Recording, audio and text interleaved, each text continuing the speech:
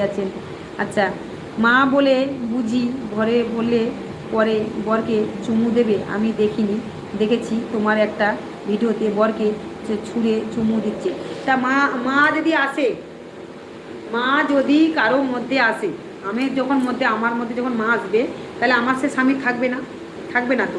যদি ভক্তের কোনো ভক্তিতে, ভক্তের যদি কোনো পুজো বাসা কোনো কিছু ভালোতে যদি সে মা যদি এসে সন্তুষ্ট হন, তাহলে মা তো বলবে আমার সোনা বাবা, বলতেই পারে না?